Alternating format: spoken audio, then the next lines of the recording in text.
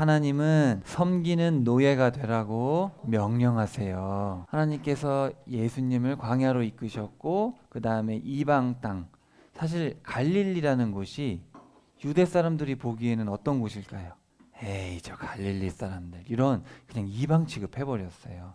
실제로 지리적으로도 이방 땅이랑 가깝고 섞여 있기도 하고 문화도 섞여 있고, 그래서 유대 지방에 살고 있는 사람들한테는 갈릴리는 이방 지역이었단 말이죠. 어떻게 보면 유대인이긴 하지만.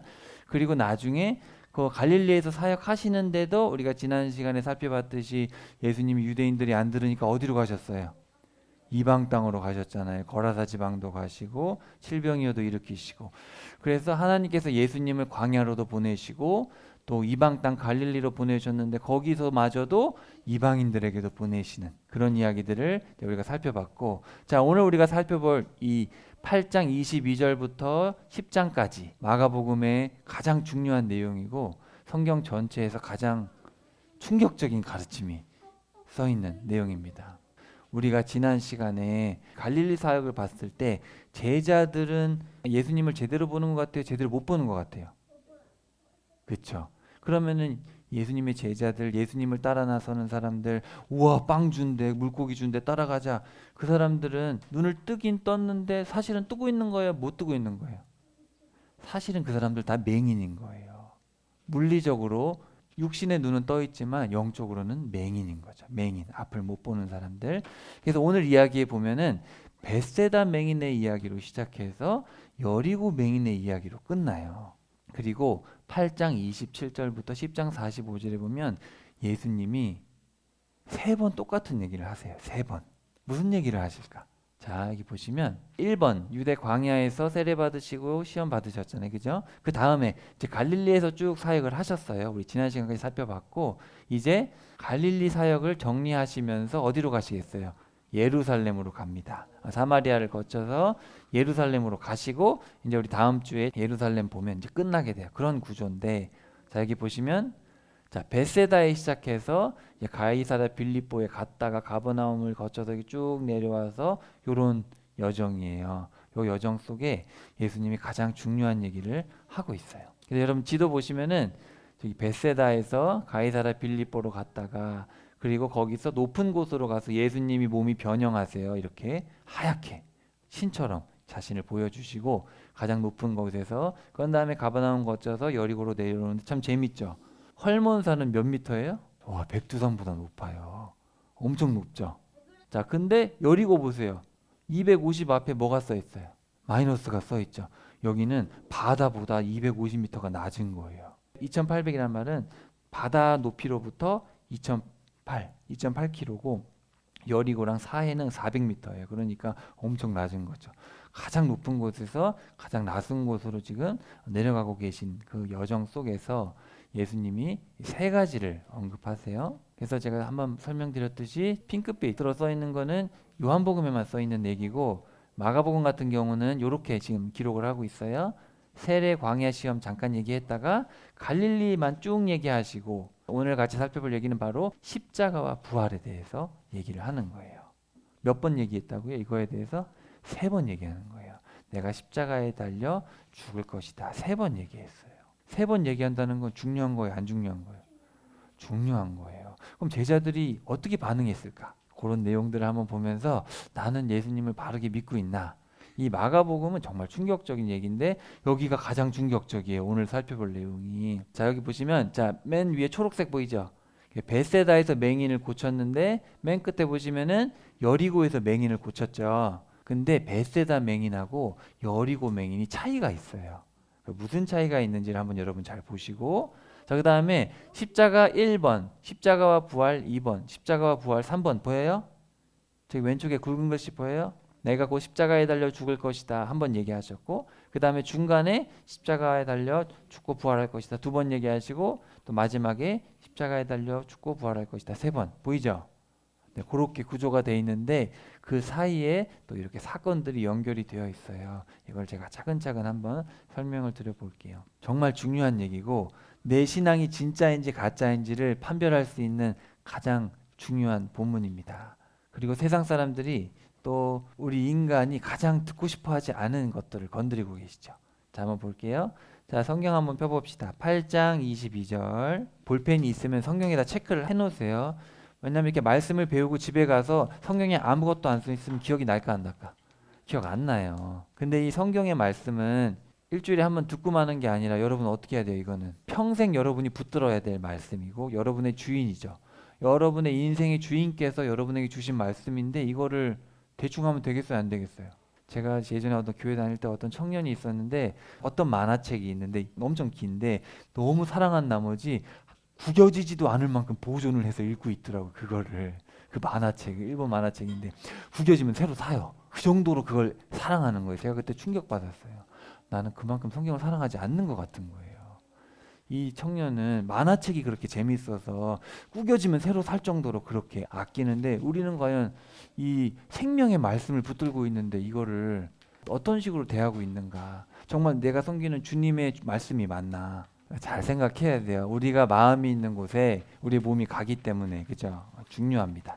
자, 그래서 8장 22절 한번 봅시다. 벳세다 맹인의 이야기와 여리고 맹인의 이야기가 있어요. 예수님 일행이 벳세다로 간다. 자, 벳세다란 뜻은 뭐냐면은 베트가 붙으면 집이란 뜻이고 벳세다, 세다 뒤에 붙은 말은 어부들이란 뜻이에요. 그래서 어부의 집이다. 벳세다가 바로 베드로와 안드레 이 사람들의 고향이거든요. 사람들이 시각 장애인을 예수님께 데리고 와서 그를 어루만져 달라고 사정사정한다. 그러자 예수님이 그 시각 장애인의 손을 잡고 마을 밖으로 데리고 나가셨다. 여러분, 벳세다가 어떤 곳이에요? 벳세다에서 유명한 사건이 하나 있었는데 그 전에 오병이어 사건이 있었던 곳이죠. 예수님이 가장 기적을 많이 일으켰던 곳이 어디죠? 가버나움, 벳세다, 또 갈릴리 전체 맞아요. 또 고라신도 있고 그 근처에 지역들이 있어요. 그 중에 하나고 제자들의 고향이니까 이 사람들이 믿음이 있어요, 없어요? 있어야 되잖아요, 원래는. 예수님이 근데 그 장애인을 고쳐달라고 사람들이 데려온 건데 예수님은 그 사람을 데리고 어디로 가셨어요? 마을 밖으로 데리고 나가버리셨어요. 왜 그럴까? 그러고는 그의 두 눈에 침을 뱉으시고 그에게 두 손을 얹어 주신 뒤에 물어보셨다. 무엇이 좀 보이나요? 그 사람이 다시 보게 되어 대답했다. 사람들이 보입니다. 나무들이 걸어 다니는 것처럼 보입니다. 그리고 나서 다시 그의 두 눈에 손을 얹으셨다. 아까 눈에다가 침 뱉으시고 손을 얹으셨는데 물어본 다음에 또 얹으셨어요? 그러자 그 사람이 눈을 크게 떠보았는데 시력이 완전히 회복해서 모든 것을 매우 또렷이 보게 되었다. 예수님이 그를 집으로 돌려보내시며 말씀하셨다. 마을로는 들어가지도 마세요. 마을에 아무에게도 말하지 마세요. 자, 우리가 그냥 읽으면 그냥 기적 이야기 같잖아요. 그죠? 근데 여기에는 이제 마가의 다분한 의도가 써 있는데 이 시각 장애인 자기가 왔어요, 데려왔어요? 자기가 누가 데려왔죠. 이 사람이 의지를 가지고 예수님께 데려가다 왔어요. 예수님 낳고 싶어요. 그런 게 아니라 누군가가 이 사람을 데려와서 고쳐달라고 얘기를 한 거예요. 근데 여기 보시면은 보다라는 단어가 되게 많아요. 그죠? 보세요. 제가 밑에 써놨는데 보이다라는 단어가 되게 많아요. 무엇이 좀 보이나요라는 단어가 있고 다시 보게 됐다라는 단어가 있고 나무들이 걸어 다니는 것처럼 보입니다라는 보이다가 있고 또 크게 떠서 봤다라는 단어도 있고 그리고 보게 되었다. 이거는 이제 여기 보시면은 뭐뭐 안에 보다. 그래서 중심을 봤다. 뭐 그런 얘기예요. 그러니까 여기 지금 보면은 보다라는 단어가 몇 가지를 쓰고 있어. 거의 대여섯 가지 쓰고 있는 거 그죠? 그냥 보다라고 하면 되는데 상당히 많은 단어를 쓰고 있어서 이 사람이 결과적으로는 완전히 보게 되었다. 근데 이 사람은 뭐 주님을 따르겠습니다. 뭐 이런 얘기는 없고 집으로 가고 마을 사람들에게는 알리지 말라. 예수님이 분명히 이 사람을 완전히 고쳐주시긴 했는데 뭔가 분위기가 그렇게 막 기쁘거나 뭐 이런 분위기는 아니죠. 약간 뭔가 예수님이 티내지 말고 넌 그냥 집으로 가라. 이런 얘기잖아요. 그리고 가가지고 복음을 선포해라. 너에게 하신 일들을 알려라. 뭐 그런 분위기가 아니잖아요, 지금. 그죠? 자, 요 느낌을 잘 가지고 계셨다가 나중에 그럼 여리고 맹인은 도대체 분위기가 어떤가 비교해서 보면 되겠죠. 나중에 한번 봅시다. 요 이야기는 마가복음에만 등장하는 이야기예요. 마가복음에만. 자, 이제 봅시다. 8장 27절. 예수님이 제자들과 빌립의 가이사랴의 여러 마을로 나가셨다. 길 가는 동안에 예수님이 제자들에게 물어보셨다. 사람들이 나를 누구라 하나요? 제자들이 예수님께 대답했다. 침례자 요한이라고 합니다. 다른 사람은 엘리야라고 하고 또 다른 사람은 예언자 중에 한 분이라고 합니다. 그러자 예수님이 또 그들에게 물어보셨다. 그러면 그대들은 나를 누구라고 합니까? 베드로가 예수님께 대답한다. 당신은 그리스도이십니다. 그러자 예수님이 제자들에게 단단히 주의를 주어 자기에 대해 아무에게도 말하지 말라고 하셨다. 계속해서 말하지 말라고 하시죠. 말하지 마라. 들어가지 마라. 말하지 마라. 자, 가이사랴는 어디예요? 우리 마태복음 시간에 배웠는데 기억나요? 갈릴리 호수에서 헐문산 바로 아래쪽, 헐문산 올라가는 그 바로 아래쪽에 가면은 가이사랴 빌립보가 저기 있고, 텔 단이 바로 옛날에 북이스라엘하고 남유다가 나눠졌을 때 북쪽에 금송아지를 섬겼죠. 어디하고 어디? 베델과 단. 베델은 북이스라엘의 최남단이고 단은 최북단이에요. 여기에 금송아지를 저렇게 세웠던 곳이고, 가이사랴 빌립보는 텔단 쪽에서 강이 하나 나오고 가이사랴 빌립보에서 물이 흘러나와서 요단강으로 가는 거예요. 그러면은 물의 근원지는 어때요? 하나님께 감사함이 넘쳐야겠죠. 근데 거기 뭐가 넘쳤어요? 우상 숭배가 넘치던 곳이었어요. 그래서 로마 황제 아우구스투스를 섬기고 판신, 기억나죠? 여기 판신이 있어요. 판이에요. 목축의 신 판. 몸은 반인 반염소죠. 네, 그래가지고 염소로 해서 이게 들판에 키워가지고 젖도 짜고 고기도 먹고 그렇잖아요, 그죠? 들판에 동물 키우는 걸 목축이라고 하는데 목축의 신이죠. 숲을 관장하고 들판을 관장하는 그런 어떻게 보면 번영과 번성 이런 거죠. 되게 음란한 신이고 숲이나 이런 데가 음침하고 이러니까 무섭잖아요. 그래서 영어에서 패닉이 여기서 온 거예요. 팬에서. 또 제우스를 섬기고 복수의 여신 네메시스를 섬기고 음란한 염소를 섬기고 아주 이런 곳이었어요. 예수님이 이런 곳에 데려가셔가지고 그래 너희들은 나를 누구라 하느냐 그랬더니 뭐라 그랬어요? 당신은 구원자이십니다. 얘기를 한 거예요. 예수님이 그제야 제자들에게 이렇게 가르치기 시작하셨다. 인자가 반드시 고난을 많이 겪어야 합니다. 자, 31절 8장 31절에다 별표하시고 1이라고 써놓으세요. 1. 예수님이 십자가에 달리시고 부활하신다는 걸 몇 번 얘기했다고요? 3번 얘기하셨는데 여기 지금 첫 번째로 얘기하시는 거예요. 인자가 반드시 고난을 많이 겪어야 합니다. 원로들과 대제사장들과 율법학자들에게 쓸모없다고 버림받아야 합니다. 죽임당해야 합니다. 그러나 3일이 지나면 살아 일어나야만 합니다. 예수님이 아예 터놓고 이 말씀을 하셨다. 자, 거기 밑줄 쳐봅시다. 아예 터놓고. 자, 요런 표현은 마가복음에만 나와요. 터놓고 말씀하신다. 여러분 이 마가복음 우리가 쭉 읽어보니까 어떤 표현들 많이 나왔어요? 즉시 또 곧 놀랬다, 충격받았다, 곧바로 자빠졌다 그런 표현도 나오고 또 싸운다, 논쟁한다 이런 표현들. 그러니까 뭔가 평화롭지 않은 분위기예요. 느낌이. 실제로 똑같은 표현을 써도 어떤 사람은 놀랬다라고 쓸 수 있지만 어떤 사람은 기겁했다라고 쓸 수 있잖아요. 근데 마가는 다 어떻게 써요? 기겁했다, 논란이 많았다, 무서워했다, 너무너무 무섭고 너무 무섭다 뭐 이런 식으로 마가가 써놨어요. 왜냐하면 마가가 전하고 싶은 건 뭐예요? 얼마나 예수를 따르는 이 길이 충격적인 길인가를 지금 우리한테 전해주고 있는 거잖아요. 보세요. 쓸모없다고 버림받아야 됩니다. 와, 여러분 하나님이 쓸모없어요? 세상 사람들이 하나님이 쓸모없다고 생각해요. 왜냐하면 하나님이 계시면 내 맘대로 할 수가 없거든요. 그렇죠? 그래서 하나님을 최대한 없애버리고 싶은 거예요. 사람들은. 그리고 노아 홍수가 있었으면 어떻게 돼요? 성경을 믿어야겠어요? 안 믿어야겠어요? 노아 홍수의 증거가 나타나면 성경을 믿어야 되잖아요. 그러니까 노아 홍수의 증거를 미워하는 거예요. 지워버리고 싶어요. 창조주를 지우고 싶은 거예요. 예수님이 아예 터놓고 이 말씀을 하셨다. 그러자 베드로가 예수님 곁으로 끌어당기고는 나무라듯이 말씀드리기 시작했다. 예수님이 몸을 돌려 제자들을 보시고 베드로를 나무라셨다. 그러니까 베드로가 예수님한테 예수님 그건 아니지요. 이게 아니고 어떻게 했어요? 끌어당겼대요. 그럼 어떤 분위기예요? 멱살 잡은 건 느낌이잖아요. 약간 예수님 말도 안 되는 소리를 하고 이런 거 아니에요. 사실 분위기가 지금. 그렇죠? 예수님이 나는 십자가에 달려 죽을 것이다. 나는 쓸모없다고 버려져서 나는 분명히 터놓고 내가 반드시 얘기하는데 난 죽었다가 살아난다. 그랬더니 베드로가 안 돼요 예수님. 이게 아니라 어떻게 했어요? 멱살 잡고 땡겨 와가지고 예수님 그건 안 돼요. 이렇게 혼낸 거예요. 진짜라니까요. 봐봐요. 그래서 예수님도 어떻게 했어요? 똑같은 단어를 쓰고 예수님도 사탄아 물러가라. 예수님도 강하게 얘기하신 거예요. 베드로도 예수님한테 그런 강도로 얘기하고 예수님도 물러가라 사탄아. 네가 하나님의 일이 아니라 사람의 일에 마음을 두고 있구나. 풀어내고 생각하는 거예요. 네가 네 머릿속에 사람의 생각밖에 없구나. 하나님의 일을 생각하지 않고 네가 하나님을 따른다면서 네 머릿속에 있는 건 네 생각밖에 없다. 네, 그런 얘기를 하고 있죠. 여러분 예수님 따르고 있어요? 그럼 여러분 머릿속에는 어떻게 예수님을 따를까만 생각해요? 그럼 무슨 생각하고 살았어요? 잘 생각해야 된다는 얘기예요. 예수님이 제자들에 더하여 무리를 가까이 불러서 말씀하셨다. 자, 밑줄 쳐봅시다. 34절, 35절. 누구든지 내 뒤를 따라오려면 자신을 완전히 내려놓고, 제가 이거 마태복음 설명할 때 말씀드렸죠. 완전히 자기를 파괴하라는 얘기예요. 완전히 자기 자신을 버리고 파괴하고 자기 십자가를 메고 나를 따라오기 바랍니다. 다 능동태로 돼 있어요. 어쩔 수 없이 예수님을 따라가는 게 아니에요. 아, 천국 가려면 내려놓으래. 내려놔야지. 어쩔 수 없지 뭐. 이게 아니라니까요. 그게 아니라 정말 저게 천국 가는 거구나. 세상은 다 없어질 거구나. 확신이 찬 거예요. 그래서 의지를 가지고 난 이제 진짜 난 세상 안 가질 거야. 나는 정말 예수님 말씀대로 살 거야.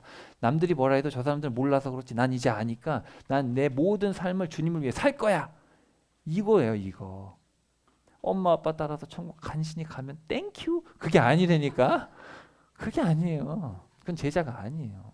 자, 그래서 지금 마가복음에서는 상당히 강하게 얘기를 하고 있는 거예요. 누구든지 자기 목숨을 구하려고 하면 잃어버릴 것입니다. 자기 목숨을 구하려고 하면은 목숨을 구하려고 했더니 잃어버렸어. 이게 아니에요. 그건 수동적인 느낌이 아니라 자기의 목숨을 구하려고 하면 잃어버린다는 것도 능동태로 되어 있기 때문에 이건 어떻게 해석해야 되냐면 누구든지 자기 목숨을 구하려고 하면 자기 목숨을 파기하는 겁니다. 그런 뜻이에요. 그러니까 여러분이 여러분의 인생을 위해서 살면 여러분이 여러분 스스로 여러분의 삶을 파괴하고 있는 거예요. 그 말이에요. 누구든지 나와 예수님과 이 복음, 이 놀라운 소식, 이 정말 우리에게 주신 하나님의 기쁜 소식을 위해서 자기 목숨을 잃는이라고 또 번역해버리면 약간 느낌이 애매해요. 그러니까 자기 목숨을 의도를 가지고 파괴하고 버리고 내 자신을 부인하는 사람은 목숨을 구하는 거래요. 여러분 천국 가고 싶어요? 천국을 내가 의지적으로 가고 싶으면 의지적으로 날 위해 살면 안 된다는 얘기예요.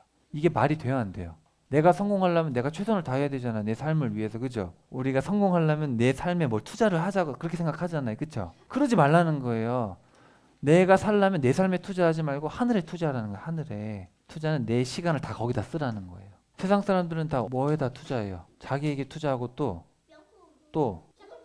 우리 엄마 아빠들은 뭐에 투자하는지 알아요? 자녀에게 투자합니다. 자녀가 우상이라는 걸 사람들이 몰라요. 자녀는 누구 거예요? 자기 게 아니에요. 하나님께서 한 20년 정도만 딱 맡겨두신 거예요. 20년 동안 천국 백성으로 키워내라. 그게 네 책임이다. 네 게 아니다. 그 자녀한테 너무 투자하실 필요 없어요. 자녀한테 투자해야 되는 건 단 하나예요. 뭐예요? 말씀을 가르쳐야 됩니다. 천국 가게. 자, 그래서 사람이 온 세상을 얻고도 자기 목숨이 위태로워지면 무슨 쓸모가 있습니까? 사람이 자기 목숨값으로 무엇을 내놓을 수 있겠습니까? 그렇죠? 복권을 샀는데 1등 당첨된 거예요. 로또 1등. 그래가지고 우와 5천억이 내 손에 떨어진 5천억이 너무 좋아요. 너무 좋아가지고 눈 감고 가다가 교통사고 나서 죽었어. 그럼 어떻게 되는 거예요? 아무 의미 없어요.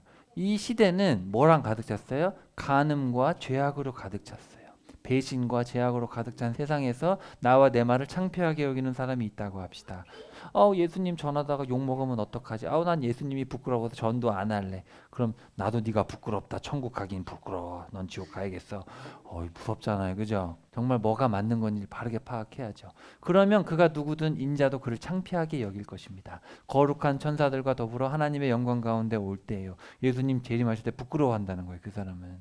예수님이 그들에게 말씀하셨습니다. 아멘 그들에게 말합니다. 예수님께서 아멘 그들에게 말합니다라는 것은 구약의 네움 여호와랑 같은 뜻이에요. 반드시 실현되는 말을 강조해서 말씀하시는 거예요. 여기 서 있는 사람들 가운데 몇 명은 절대로 죽음을 맛보지 않을 겁니다. 하나님의 왕국이 능력을 떨치고 있는 것을 볼 때까지는요. 그래서 예수님의 제자들 중에서 3명이 예수님의 나라가 임한 거를 진짜 보게 됐는데 그거 좀 이따 설명드릴게요. 자, 여기 보세요. 누구든지 자기의 목숨을 구하려고 하면 목숨이 뭐예요? 목숨. 한국말로 혼이고 영어로는 soul인데 성경에 보면은 영과 혼과 육이 있대요. 여러분 요걸 잘 들어야 돼요. 우리는 근데 한국 사람들은 혼이라고 잘 안 해요. 왜냐하면 혼이라고 하면 뭐 같아요? 한국 사람한테는 귀신 같아요. 홀령이 떠다니고 죽은 사람이 저 세상으로 가야 되는데 못 가가지고 여기서 떠돌아다니고 그죠? 영어는 정확하게 구분돼 있죠. Spirit, Soul, Body. 영어는 정확하게 구분이 되어 있고 성경도 정확하게 구분이 되어 있는데 한국말만 영혼으로 다 번역을 해버렸어요. 영은 영혼이 아니고 혼은 영혼이 아니에요. 영혼으로 다 번역을 해놨어요. 개역 성경에. 그러니까 영과 혼은 구분을 못해요. 근데 성경에 보면 영혼을 같은 것처럼 얘기할 때도 있고 다른 것처럼 얘기할 때도 있어요. 그래서 신학자들은 아직도 인간이 영혼과 육으로 이루어진 거냐 영혼 육으로 이루어진 거냐 두 개냐 세 개냐로 아직도 싸우고 있고 아직도 답을 못 내리고 있어요. 천국 가는 것과는 관계가 없어요. 하지만 원문에는 영과 혼과 육을 나눠놨어요. 원문에는. 그러니까 여러분이 100% 이분법이야 3분법이야 그렇게 딱 명시해서 싸울 필요는 없지만 원문에는 나눠져 있다는 건 확실해요. 창세기에 보면 모든 들짐승과 공중의 모든 새와 땅 위에 기어다니는 모든 생물에게도 온갖 푸른 풀을 주겠다. 그러니까 여기서 생물이라고 번역된 말은 뭐예요? 사실은 혼이에요. 혼. 살아있는 혼. 그리고 사람을 창조하셨을 때 여호와 하나님이 땅에 흙으로 사람을 빚으시고 코에 생명을 불어넣으시니까 사람이 뭐가 됐어요? 우리 옛날 개역개 중에 뭐라고 되어 있는지 아세요? 생명이 되었다 이렇게 되어 있어요. 생명은 살아있는 영이다. 아니에요. 원문에 보면은 살아있는 혼이라고 되어 있어요. 혼. 왜냐하면 사람은 살아있는 혼인데 예수님은 살려주는 영이다. 이렇게 나중에 사도 바울이 얘기를 하거든요. 그러니까 영과 혼을 구분을 안 해버리면 아담하고 예수님의 구분이 안 되는 거예요. 되게 중요하죠. 살아있는 혼. 흔히 말하는 혼은 여러분 자아예요. 여러분의 자아. 여러분이 생각하고 있는 그 여러분의 생각하고 분별할 수 있는 여러분 그 여러분 자신 몸 말고 여러분 우리가 팔다리가 잘려도 여러분 안에 뭐가 있어요? 혼이 있어요. 여러분이 사고하고 생각하는 여러분의 존재라는 게 있어요. 그 목숨 그거를 혼이라고 합니다. 야곱의 몸에서 난 아들은 모두 70명이었다.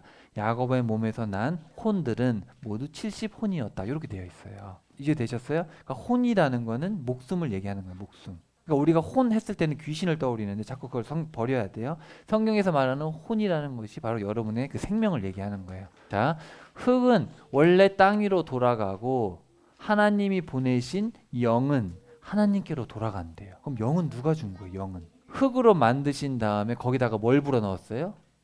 숨결. 숨결을 불어 넣으니까 뭐가 됐어요? 살아있는 혼이 됐어요. 생명체가 된 거예요. 그러니까 하나님의 영을 불어넣어 주셔야 육이 생명이 되는 거예요. 성경은 이렇게 얘기를 하고 있어요. 마찬가지로 성경에 이렇게 써 있습니다. 첫사람 아담은 생명체, 살아있는 혼, 맞죠? 구약과 차이가 없어요. 첫사람 아담은 살아있는 혼이 되었다. 그런데 마지막 아담 예수님은 어떻게 됐대요? 살려주는 영이 되었다. 영이 들어가야 혼이 살아요. 그러니까 사실은 예수님은 어떤 분이에요? 하나님이시죠. 평화의 하나님이 친히 여러분에게 거룩하게 하셔서 모든 면에 온전하게 해주시기를 빌고 여러분의 영과 혼과 몸을 온전하게 지켜주시기를 빕니다. 그래서 우리 주 예수 그리스도께서 다시 오실 때 나무랄 데 없게 해주시기를 바랍니다.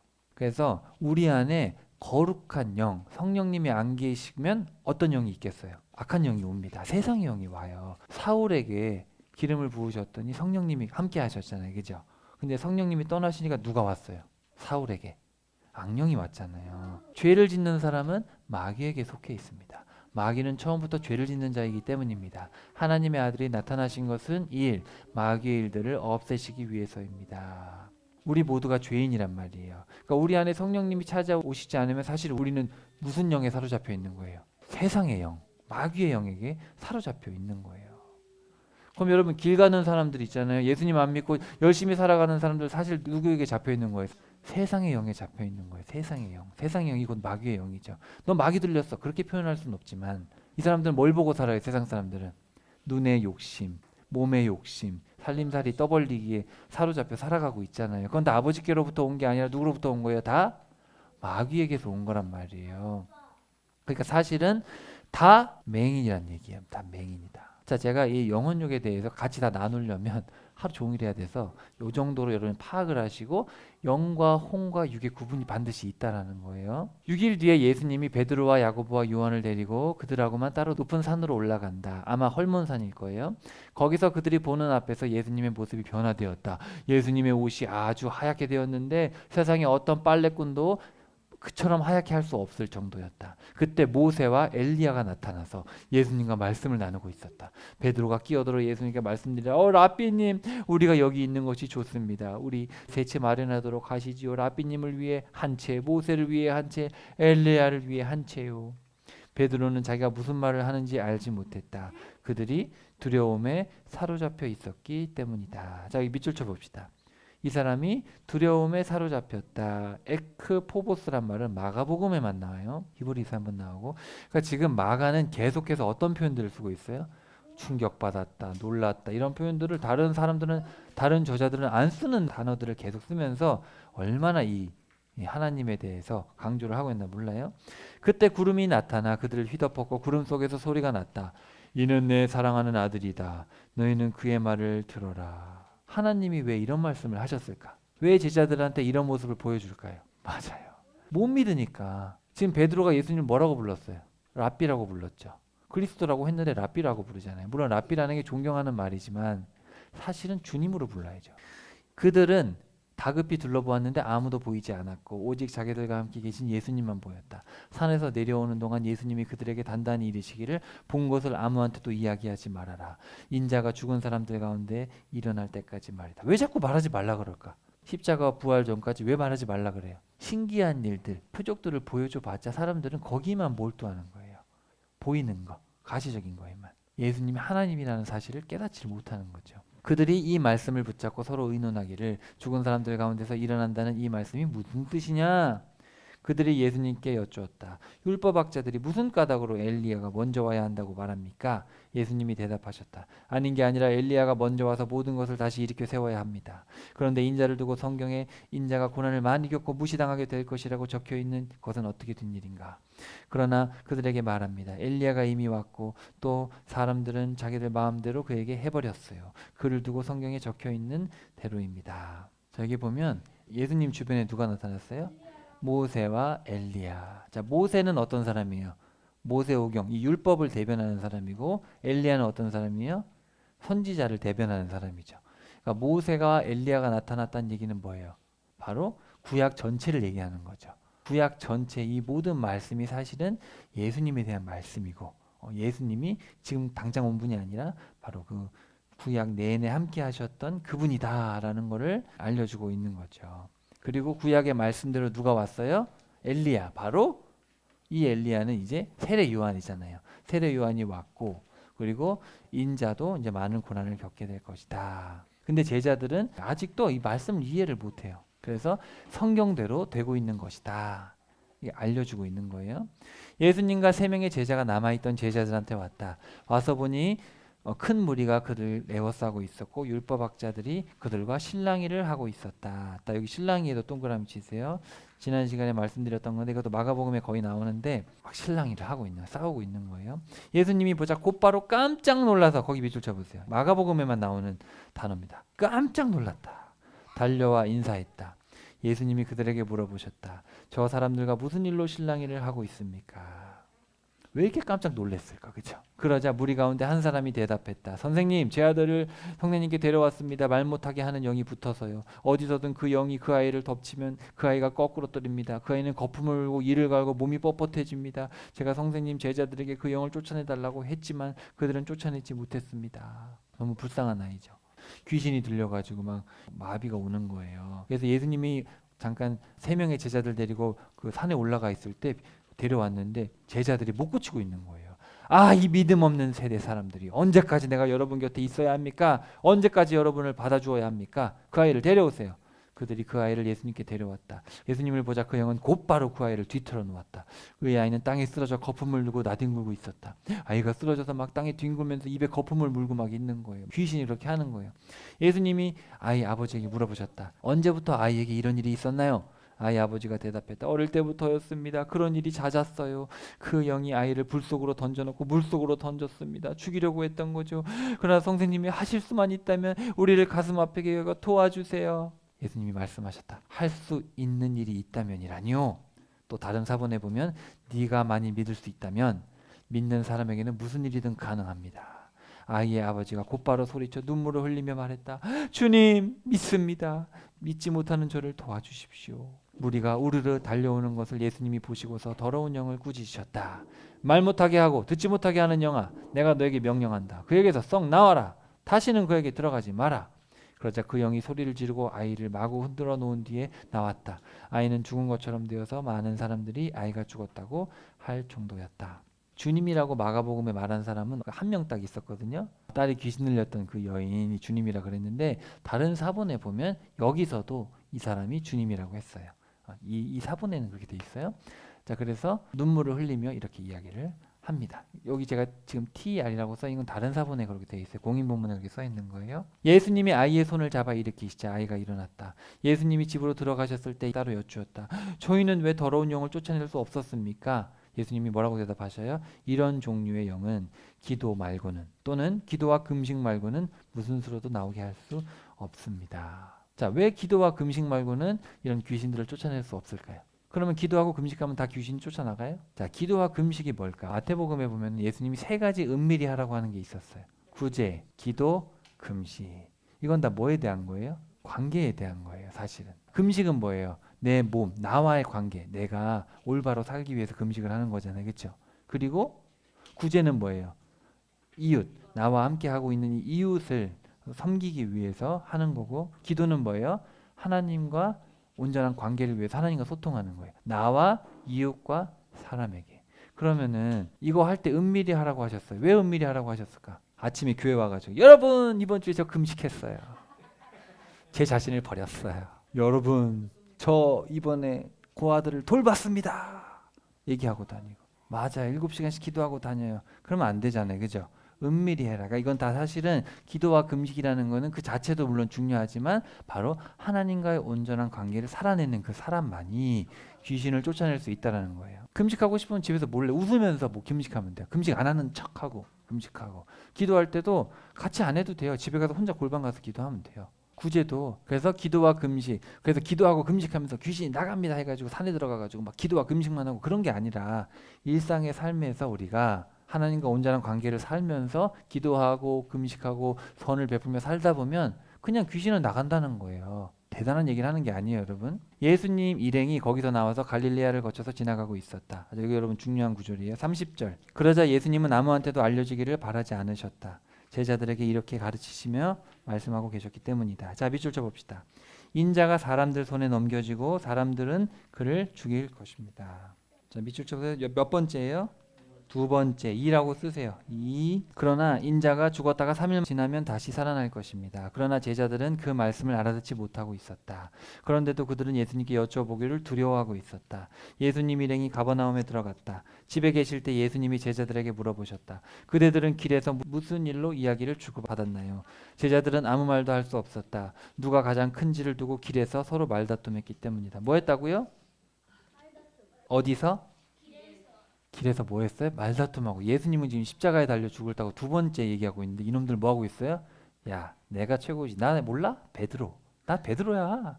이러고 있는 거예요.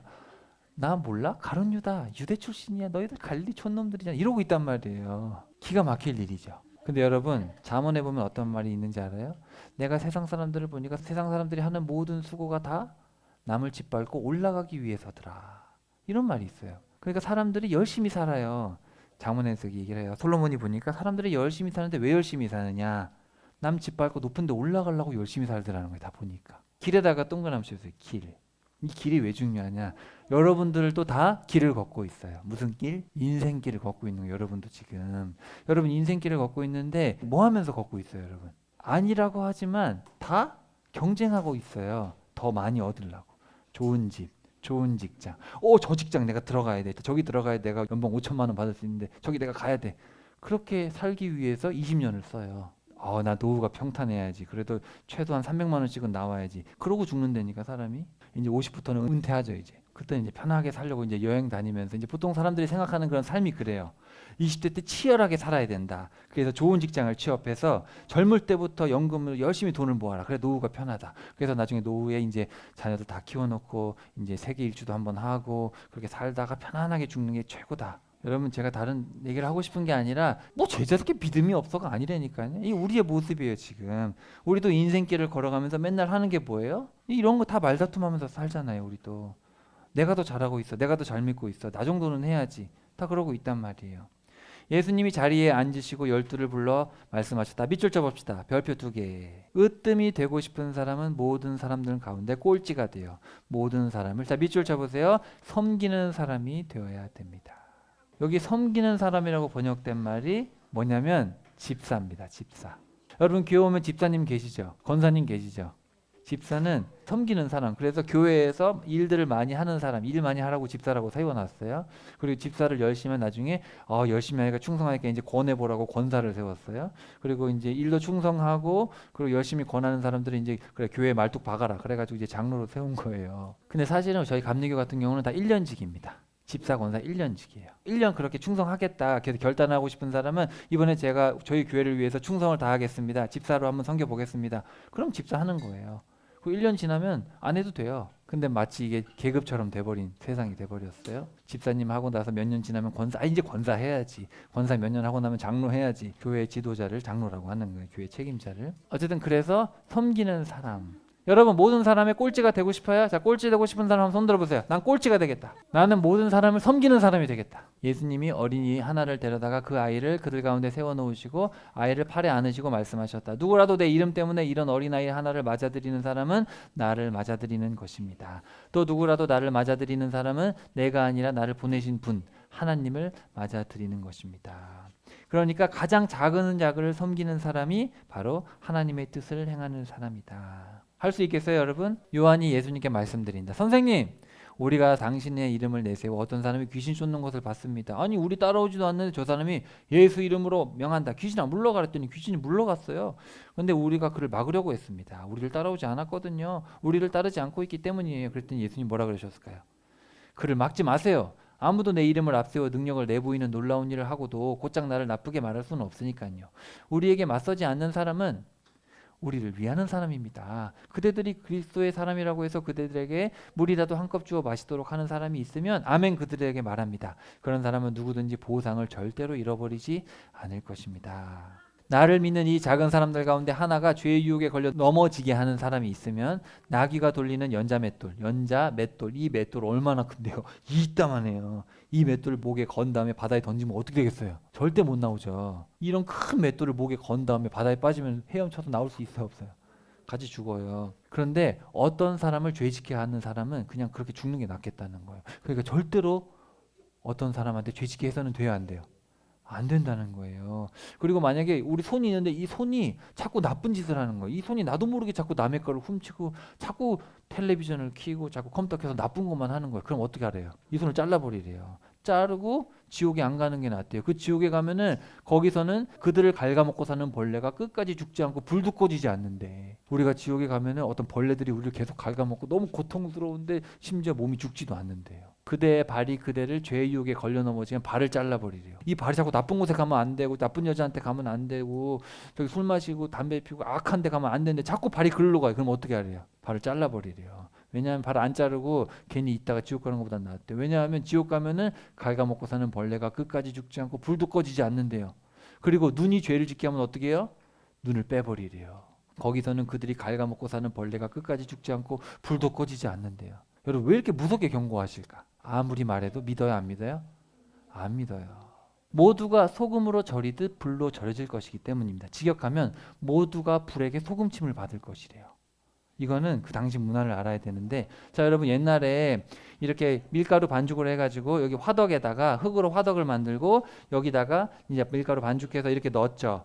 이거를 이제 구워요. 화덕 피자 알아요? 화덕 피자 넣었잖아요. 근데 그 당시에 연료가 뭐였어요? 가축들의 똥이었단 말이에요. 그거를 어린 결혼 안 한 여자들이 그거를 했어요. 그렇게 만들어놨어요. 그래가지고 이거를 이제 밑에다 넣었는데 불을 붙이는데 거기 불이 잘 안 붙으니까 뭘 뿌렸어요?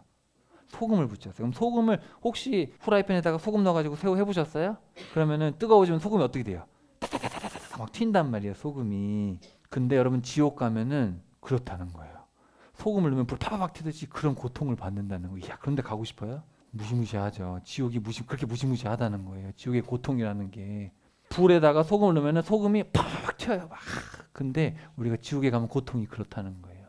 물론 소금은 좋은 것입니다. 그러나 소금이 소금의 역할을 못하게 되면 어떻게 그 소금의 역할을 적합하게 하겠습니까? 그러니까 원문에 보면 소금 맛이라고 번역 안 해도 되고 그 역할이에요. 그러니까 물론 소금이 나쁜 게 아니죠. 원래 소금이 화덕에 넣으면 소금이 그 역할을 해서 연료를 불타게 해가지고 좋은 역할을 하는 거죠. 원래 소금은 좋은 건데 소금이 그 역할을 못하면 어떻게 돼요? 그 소금을 길에다 버렸잖아요. 그 얘기를 하는 거예요. 그대들 자신 안에 소금을 지니고 서로 평화롭게 하십시오. 이게 무슨 얘기예요? 우리의 원래 역할은 뭐예요? 지금 마가복음에서 하고 있는 얘기가 뭐예요? 맞았어요. 정답. 그거예요. 우리는 이 땅을 섬기기 위해서 온 거예요. 하나님을 모르고 자기 욕심 찌들어서 지옥 가는지 모르고 그런 사는 사람들을 섬기기 위해서 우리를 보내심을 받았어요. 그러니까 우리가 그렇게 보내심을 받았으면 우리의 역할을 다 해야 돼요. 근데 만약에 우리가 하나님 우리를 보내셨는데 우리가 그 역할을 안 하고 있으면 우리는 필요해요, 불필요해요? 그럼 어떻게 돼요? 우리는 버려지는 거예요. 그래서 소금 치듯 심판을 받게 돼요. 무서운 얘기죠. 여러분 별로 충격을 안 받는 것 같은데 전 되게 충격적인데. 되게 충격적이네요. 여러분 신앙생활 제대로 해야 돼요. 예수님이 거기서 일어나셔서 유대아 지역과 요르단 건너편으로 가신다. 무리가 다시 예수님께 모여든다. 늘 하시던 대로 예수님이 다시 그들을 가르치셨다. 그러자 바리새파 사람들이 다가와서 남편이 아내와 갈라서도 되는지 물어봤다. 예수님 이혼해도 됩니까? 그랬더니 예수님이 뭐라 그랬어요? 그럼 모세는 여러분에게 뭐라고 명령했습니까? 모세는 허락했습니다. 모세는 갈라선다는 증서를 써주고 갈라서라고 했습니다. 당신들 마음이 굳어져 있어서 모세가 그 계명을 당신에게 써준 겁니다. 맨 처음에 창조하실 때 하나님이 남성과 여성으로 지으셨고 이런 까닭에 남편들 사람이 자기 아버지와 어머니를 떠나 자기 아내들 사람과 어우러져 한 몸이 되어 사는 겁니다. 더 이상 둘이 아니라 하나의 몸입니다. 그러므로 하나님이 멍에를 함께 매게 하신 것을 사람이 떼놓지 말아야 됩니다. 그러니 집으로 가신 거예요. 자기 아내와 갈라서고 다른 여자와 결혼한 사람은 누구라도 바람을 피워 자기 아내를 등지는 겁니다. 또 아내가 스스로 자기 남편과 갈라서고 다른 남자와 결혼하면 바람을 피는 겁니다. 강하게 얘기를 하셨죠. 자, 여기 지금 이혼에 대한 얘기를 하셨고 두 가지 얘기를 더 하시는데 잘 들어보세요. 자, 이혼 얘기하셨고, 자, 두 번째는 사람들이 어린이들을 예수님께 데려왔는데 제자들이 그 사람들을 꾸짖었어요. 예수님이 보시고 몹시 화를 내십니다.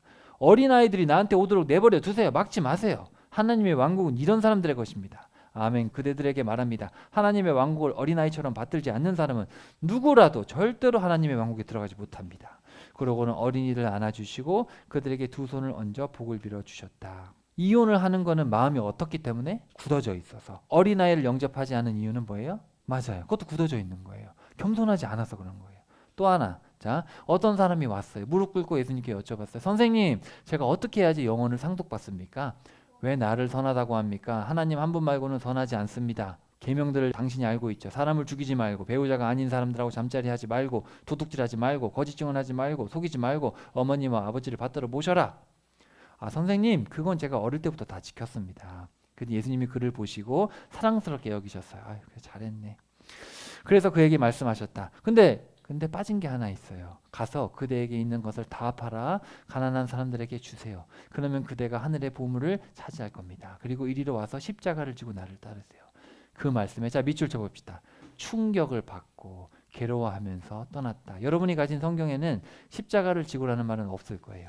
다른 본문에 보면 십자가를 지고 나를 따르라. 그랬더니 이 사람이 침울해졌어요. 괴로워하면서 떠나갔다. 그에게는 모은 재산이 많았기 때문이다. 여러분 지금 여러분이 가지고 있는 재산 다 팔고 예수님 따라하면 따라갈 수 있겠어요? 우리 어린 친구들은 가진 게 없어서 팔 게 없죠.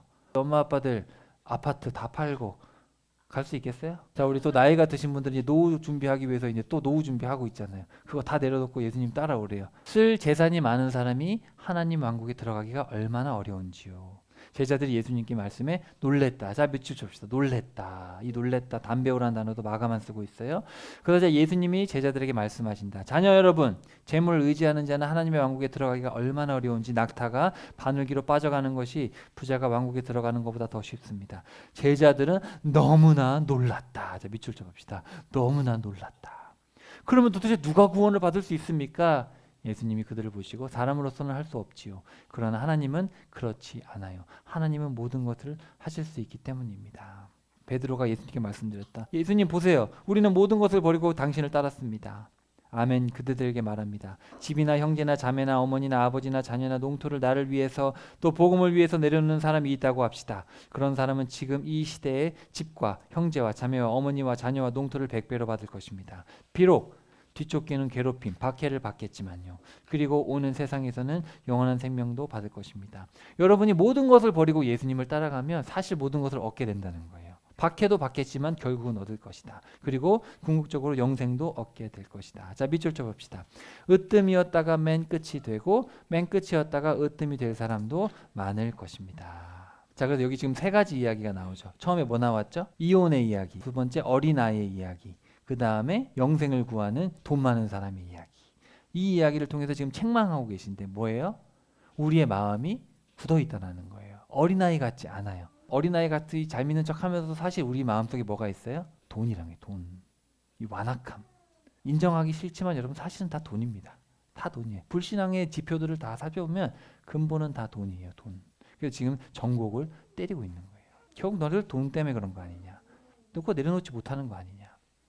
예수님 일행이 예루살렘으로 올라가려고 길을 가고 있었다. 예수님은 앞장서서 가고 계셨다. 제자들은 놀란 상태였다. 거기도 밑줄 쳐보세요. 마가만 쓰고 있습니다. 제자들은 너무 어안이 벙벙했어요. 지금 예수님이 뭐라 그랬어요? 십자가에 달려 죽고 3일 만에 부활한다 2번 얘기하셨고, 지금 여러분 나중에 집에 가서 천천히 읽어보시면 상당히 단계적으로 매우 충격적인 얘기를 하고 계시고, 지금 나중에는 너희들 돈 가지고 있는 거 다 포기하지 않으면 천국에 못 간다 그랬어요. 따르는 사람들은 두려워하고 있었다. 그러자 다시 12를 데려다가 머지않아 닥칠 일을 말씀해 주기 시작했다. 보세요.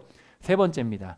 예루살렘으로 올라가고 있어요. 거기서 인자는 대제사장과 율법학자들에 걸려 넘어질 것이고, 인자에게 죽음에 해당하는 죄가 있다고 판결할 것이고, 인자는 다른 민족들에게 넘겨질 것이고, 인자를 마구 놀려대고 침뱉고 채찍질하고 죽을 것입니다. 그러나 인자는 3일 후에 살아날 것입니다. 그럼 제자들이 이쯤 되면 어떻게 해야 돼요?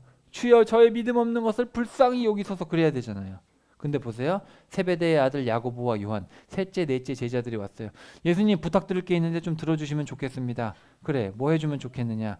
예수님 곧 죽으시고 영광의 자리에 올라가신다고요? 그러면 저 한 자리, 여기 동생 왼쪽 자리에 좀 앉혀주세요. 그대들이 무엇을 부탁하고 있는지 알지 못하는군요. 내가 마시는 잔을 그대들이 마실 수 있겠어요? 내가 받는 침례를 그대들이 받을 수 있겠어요? 할 수 있어요. 예수님 할 수 있어요. 내가 마시는 잔을 그대들이 마시고 내가 받는 침례를 그대들이 받을 것이지만 내 오른쪽 왼쪽에 앉는 것은 내가 정할 수 없습니다. 그 자리는 하나님이 정해주신 사람들을 위해 마련된 것입니다. 그랬더니 10명의 제자들이 듣고 와가지고 야고보와 요한에 대해서 몹시 화를 내기 시작했습니다. 그대들은 알고 있어요. 다른 민족들 사이에서 통치자로 통하는 사람들은 주인처럼 마구 다른 사람들을 마구 부려먹습니다. 그들 가운데 윗사람들은 다른 사람들에게 권력을 휘두릅니다. 그렇죠. 여러분 세상 사람들은 권력이 최고예요. 그러나 그대들 사이에서는 그렇지 않아요. 누구든 그대들 사이에서 높아지고 싶은 사람은 그대를 섬기는 사람이 되어야 합니다. 자, 밑줄 쳐보세요. 누구든지 그대들 가운데 으뜸이 되고 싶은 사람은 모든 사람의, 자 밑줄 동그라미 별표 3개, 모든 사람이 뭐가 되래요? 종이 돼야 됩니다. 이 종이라고 번역된 둘로스는 노예입니다. 예수님이 처음에 십자가 부활을 말씀하셨을 때 뭐라 하라 그랬어요? 자기를 부인하고 십자가를 지고 나를 따르라 그랬죠. 두 번째, 내가 십자가에 달려 죽고 부활할 거라 그랬더니 뭐라 그러셨어요? 섬기는 자가 돼야 된다. 세 번째 뭐라 그러셨어요? 섬기고 노예가 돼야 된다. 충격적이죠. 여러분 천국 가서 제일 상 많이 받고 싶어요? 아니면 그냥 일단 천국에만 가면 되니까 상은 안 받아도 되니까 가기만 하면 되니까 그냥 그 정도예요? 아니면 천국 가서 제일 상 많이 받고 싶어요? 그럼 어떻게 돼야 돼요? 으뜸이 되고 싶으면 모든 사람을 섬기는 노예가 되래요. 노예는 어떤 사람인지 알아요? 선택권이 없는 정도가 아니라 아무것도 가진 것도 없어요. 가진 것도 없고 선택할 수도 없고 자기 생각, 자기 의지도 없어요. 그냥 시킨 대로만 하는 거예요. 그렇게 살 수 있겠어요? 종 되고 싶어요. 그죠. 자유는 있으면 좋겠죠. 맞아요. 사람의 심리가 그래요. 인자가 온 것은 섬김을 받으려는 것이 아니라 섬기기 위해서입니다. 자기 목숨을 내주기 위해서입니다. 많은 사람을 풀어주는 대신에 치를 몸값으로요. 여러분 예수님이 이 땅에 하나님의 종으로 왔어요? 하나님의 노예로 왔어요? 왜 노예예요? 예수님은 자기 의지대로 하신 게 하나도 없어요. 예수님은 이 땅에 오셔서 하나님의 뜻만 행하다 가신 거란 말이에요. 마찬가지로 저와 여러분도 이 땅에 온 거는 여러분이 의지를 가지고 하고 싶은 거 하다가 하나님을 섬기라는 게 아니라 내 의지를 다 버리고 이 땅에 온 목적은 예수님처럼 하나님의 말씀에 순종해서 그것만 하라는 거예요. 싫죠? 노예죠. 종이 아니라. 물론 여기 보면 높아지고 싶으면 섬기는 사람이 되고 으뜸이 되면, 그러니까 어떻게 보면 노예가 되는 사람은 많지 않은 거죠. 무조건 노예가 되라고는 말씀은 딱 안 하시고 으뜸이 되려면 노예가 되라. 하지만 어쨌든 자기를 부인하고 십자가를 져야 되는 건 모든 사람이 하지만 정말 노예처럼 되는 사람은 많지 않은 것 같아요. 제가 보기에는. 노예 안 되면 지옥 간다. 이렇게는 말씀 안 하셨어요. 그렇게 말하면 감당하기 너무 어렵죠 우리가. 그렇지만 정말 주님께 칭찬받고 그만한 열정이 우리 가운데 있는 사람은 노예가 된다는 거죠. 자, 이제 마지막입니다. 자, 여리고 맹인. 도대체 여리고 맹인은 어떨까? 예수님 일행이 여리고로 들어간다. 여리고라는 뜻은 향기라는 뜻입니다. 아까 어부의 집이었는데 이 향기예요. 그리고 예수님이 여리고에서 빠져나오실 때 제자들과 제법 큰 무리가 함께 있었다. 여리고에서 이제 나가시면서 이 일이 일어났던 거예요. 이때 디메오의 아들 바르디메오가 시각 장애인이자 거지였다. 동행하는 사람인데 거지예요. 원문에 보면 거지다. 길 옆에 앉아 있었다. 디메오의 아들 바르디메오. 바르라는 말은 아들이에요. 그러면은 디메오의 아들, 디메오의 아들이에요. 이름이 이름이 디메오의 아들이 이름이야. 이게 무슨 뜻이냐면 이름도 없다라는 뜻이에요. 그러니까 얼마나 버림받은 사람인지 알겠죠. 부모가 버렸어요. 그 디메오라는 사람이 버린 것 같아요. 얘가 태어났는데 시각장애가 그냥 버렸는데 동네 사람들이 아빠가 디메오라는 건 아니까 쟤 디메오의 아들 아니야? 이름은 몰라. 이름도 안 져주는 비참한 사람이에요. 앞도 안 보이죠. 거지로 그렇게 살고 있어요. 지나가시는 분이 나사렛 예수님이라는 말을 듣고 소리쳐 말하기 시작했다.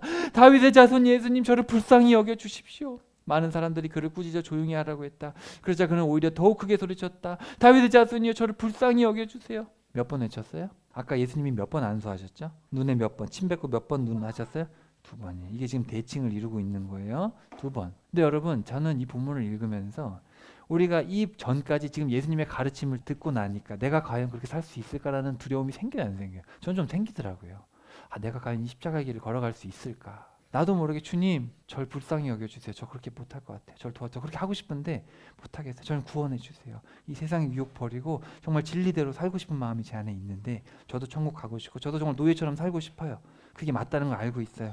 근데 겁도 나는데 주님 저를 도와주세요. 그런 생각이 들더라고요. 저도 이 본문을 읽다 보니까. 그래서 지금 그 예수님의 가르침 이후에 바로 여리고 맹인이 이렇게 2번이나 예수님 저를 불쌍히 여겨주세요. 그러자 예수님이 멈춰서서 말하셨다. 그를 불러오라. 그러자 사람들이 그 시각장애인이 불러 말한다. 힘내세요. 일어나세요.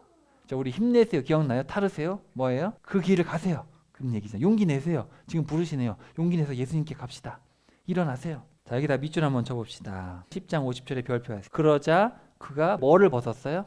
겉옷을 벗어 젖히고 벌떡 일어나서 예수님께로 왔다. 자, 벗어 젖힌다는 말은 뭐뭐로부터 멀리 던지다. 그러니까 다윗의 자손 예수님이 이렇게 불렀는데 예수님 부르신다고 던져버리고 간 거예요. 그냥 막 뛰어간 거예요. 여러분, 겉옷이 뭐예요? 전 재산이에요. 그리고 당시 겉옷이 없으면 어떻게 돼요? 죽어요. 밤에 죽어요. 우리랑은 달라요. 당시의 겉옷은, 자 여기 보세요. 유대인들의 옷을 이렇게 입었어요. 앞에 보세요. 속옷을 입었죠. 속옷, 우리말로 했을 때 우리는 속옷 하면은 팬티나 이런 것을 속옷이라고 하는데 유대인들은 그런 게 아니라 저걸 속옷이라고 그래요. 속에 입는, 원래 그냥 처음 입는 옷을 속옷이라고 그러고 겉옷은 자기 재산 목록이에요. 왜냐하면 이거는 이제 더위와 추위에서 보호해 주는, 그래서 겉옷. 그 당시에는 그랬어요. 그 당시에는 지금처럼 옷이, 여러분 지금 옷장에 옷이 너무 많아서 막 정리하기 힘들 정도잖아요. 현대인들은. 그 당시엔 그렇지 않았어요. 그 당시에는 겉옷은 자기 재산 목록 1호예요. 그러니까 지금 겉옷을 벗어 젖혔다는 얘기는 무슨 뜻이에요? 자기 재산을 다 버리고 간 거예요. 예수님 아니면 내가 죽는 걸 아니까. 이에 응하여 예수님이 그에게 말씀하셨다. 그대에게 무엇을 해주기를 바랍니까? 다시 보기를 원합니다. 가세요. 그대의 믿음이 그대를 구원했어요. 여러분, 성경에 그대의 믿음이 그대를 구원했다는 말이 잘 안 나와요. 몇 번 안 나와요. 내가 예수님께 내 삶을 던지지 않으면 내가 살 수 없구나. 내가 그분께 맡겨야 된다라는 그런 그 신실함이 그대가 있기 때문에 그대가 구원을 받은 겁니다. 그러자 그가 곧바로 다시 보게 되었다. 그리고 길에서 어떻게 됐어요? 예수님이 따라갔어요. 아까랑 너무 다르죠? 아까 베세다 맹인과 이 여리고 맹인은 전혀 달라요. 자, 다시 봅시다. 마을 사람들이 베세다 맹인을 데리고 왔고, 그래서 예수님은 그 마을 사람들을 못 보게 밖으로 데리고 나가가지고 안수를 2번 해주셨어요. 그래서 눈을 뜨게 했죠. 눈을 뜨긴 떴어요. 그래서 예수님이 2번 안수하셔서 완전히 회복을 시키셨고, 맹인은 모든 것을 보게 됐는데 마을 사람들을 피해서 집으로 그냥 가라고 하셨고, 이렇게 끝났어요. 근데 여리고 맹인은 어때요? 길가에 앉아 있는 맹인 바디메오. 다윗의 자손이여, 나를 불쌍히 여기소서. 오라. 그가 부르신다. 힘내서 그분께 가라. 겉옷을 내버리고 뛰어일어나 예수님께 갔다. 무엇을 해주면 좋겠느냐? 보기를 원합니다. 그래, 네 믿음이 너를, 네가 나를 향한 그 간절함, 그 신실함이 너를 구원했다. 내가 나만이 너를 구원해 줄 수 있다는 걸 네가 알고 나를 의지했기 때문에 내가 구원해 주겠다. 길에서 예수님을 따르는 바디메오. 처음에 우리가 주님을 만날 때는 이럴 수 있어요. 처음에 주님께서 은혜를 베풀어 주셨죠. 하지만 주님의 은혜를 아는 자는 이렇게 돼야 됩니다. 잘 보세요. 우리 주님은 우리 인간에게 완전한 은혜를 베푸십니다. 그래서 우리도 다 소경이에요. 우리도 베세다 맹인 같은 소견이고 우리도 누군가에 이끌려서 복음을 듣게 된 거예요. 그렇죠? 맞잖아요. 여러분이 스스로 갑자기 눈 떠서 예수님 만난 거 아니잖아요. 누군가 희생하고 누군가 수고해서 여러분에게 복음이 전파됐고 엄마 아빠의 수고로 여러분이 복음을 듣게 된 거예요. 그래서 예수님을 얼떨결에 알게 됐는데 예수님께서 2번에 걸쳐서 이렇게 완벽하게 치유해 주셨고, 그죠? 그래서 우리가 보게 됐어요. 근데 하나님의 은혜가 완벽하다고 해서 그럼 끝난 거예요, 우리가? 그렇지 않죠. 그럼 우리가 완벽한 은혜를 받았으면 어떻게 해야 돼요? 우리도 그에 온전히 반응을 해야 되는 거예요. 그래서 여기 같은 경우는 어떤 이야기냐 펼치냐면은 정말 이름도 없고 아무것도 없는 이 바디메오가 예수님 없으면 살 수 없다는 것. 그러니까 은혜를 알았죠. 하나님만이 우리에게 은혜를 베푸실 수 있는 분이라는 걸 알았기 때문에 그분께 완전히 삶을 내던졌어요. 그랬기 때문에 이제 예수님을 따르게 된 거예요. 이 사람은 예수님 따라가지 않았잖아요. 많은 사람들이 여기서 멈췄어요. 하나님의 은혜를 알면서도 따르기는 싫은 거예요. 예수님의 가르침을 3번에 걸쳐서 들었어요. 자기를 부인하고 십자가를 지고 나를 따르지 않으면 내 제자가 아니다. 모든 사람의 섬기는 종이 되라. 모든 사람을 섬기는 노예가 되라. 바디메오처럼 모든 걸 버리고 갈 수 있겠어요? 그래서 정리하면 이렇습니다. 십자가 부활을 말씀하셨는데 제자들은 싸우고 있었어요. 누구든지 첫 자가 되려고 하면 모든 사람의 끝이 돼야 되고 모든 사람을 섬기는 자가 돼야 된다. 어린아이처럼 섬겨라. 근데 제자들은 뭐 하고 있어요? 귀신을 못 쫓고 있어요. 믿는 자에게는 능치 못할 일이 없다. 너희들 신실하지 않기 때문에 너희들 삶이 변화가 없는 것이다. 기도하며 금식하며 온전한 신실함을 갖도록 노력해라. 그 다음에 귀신을 쫓는 어떤 사람이 있는데 아니 다른 사람이 잘하고 있으면 너희가 칭찬해주고 주님의 길을 이렇게 섬기고 해야 되는데 왜 질투하고 그러고 있냐. 제자 중에 지극히 작은 자를 섬기면 상을 받고 실족하게 하면 지옥에 간다. 너희들은 서로 화목해라. 제자들은 두려워하고 있어요. 이는 내 사랑하는 아들이니 너희는 그의 말을 들으라. 말씀대로 다 되는 것이다. 그러면서 예수님이 책망하셨죠. 그러니까 예수님과 복음을 위해서 버린 자는 100배나 받고 박해를 겸하여 받으면 영생을 얻는다. 너희가 돈이 문제다. 이 물질적인 문제를 다 내려놓고 나를 따르라. 그러지 않으면 안 된다.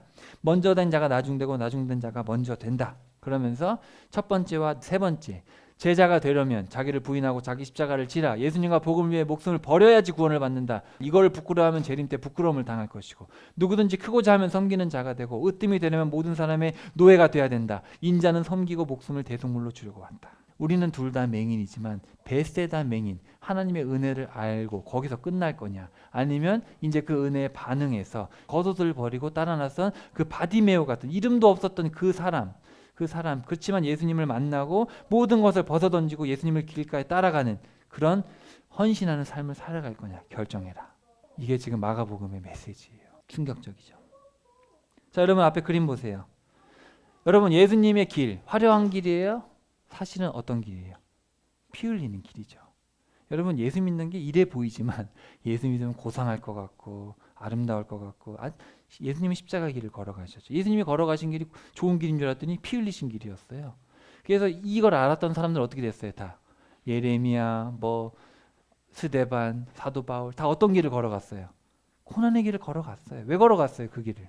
그 길이 가장 행복하고 가장 아름답고 가장 하나님께 상받는 길이라는 걸 알았어요. 근데 여전히 사람들은 어땠어요? 화려한 성전, 화려한 금, 또 화려한 옷 이런 것들을 좋아했단 말이에요. 종교적인 것들. 그래서 마가복음에서 우리에게 계속 얘기하고 있죠. 우리가 가는 길은 천국 길은 좁은 길이에요. 아무도 가려 하지 않고 그 길은 쉽게 갈 수도 없어요. 뭘 지고 가야 돼요?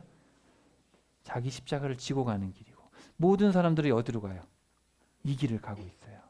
여러분 모든 사람들이 이 길로 가는데 혼자 딴 길 가면 솔직히 좋아요 안 좋아요? 한국 사람들한테는 특히 어려워요. 한국 사람들은 공동체 사회라서 남하고 다르면 되게 스스로 막 뭘 느껴 자꾸. 근데 그렇지 않다는 거죠. 세상 사람들은 다 이런 걸 좋아해요.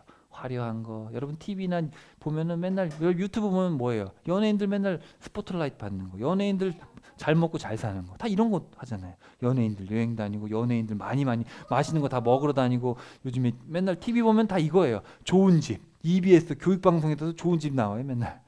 좋은 집, 좋은 차 이런 거. 다 이런 거예요. 어른들은 그런 것만 봐요.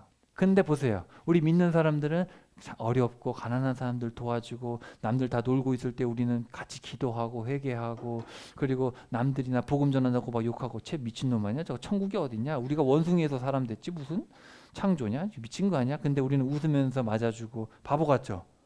이런 바보 같은 삶을 살고 싶어요? 하나님 저 친구들이 아직 몰라서 그래요. 용서해 주세요. 저 친구들 마음속도 열어주세요. 쉽지 않잖아요. 그죠? 그리고 친구들 데리고 우리 교회 한번 가보자.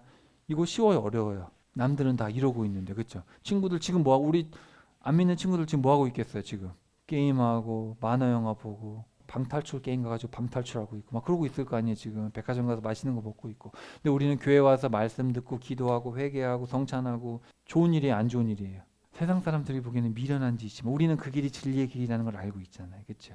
자, 우리가 이제 다음 두 번에 걸쳐서 마가복음 두 번 더 보면 이제 마칠 텐데 자, 따라해 봅시다. 하나님은 섬기는 노예가 되라고 명령하세요. 말씀을 듣고 나는 정말 외롭고 힘든 길이지만 나는 그 길을 가겠습니다. 한번 손 들어보세요. 난 그 길을 가겠다. 그래요. 집에 가서 한번 차근차근 읽어보시고 그 바디메오의 심정을 꼭 기억하세요. 그 바디메오가 주님께 기도를 두 번 했잖아요. 다윗의 자손 예수의 나를 불쌍히 여겨주소서.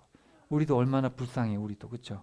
우리 힘으로는 못해요 이 세상에서. 그래서 우리도 바디메오 심정으로 살아갈 수 있으면 좋겠습니다. 예수님을 따라 자신을 버리고 섬기는 노예가 되는 것이 구원의 길입니다. 우리 같이 말씀을 생각하면서 기도합시다.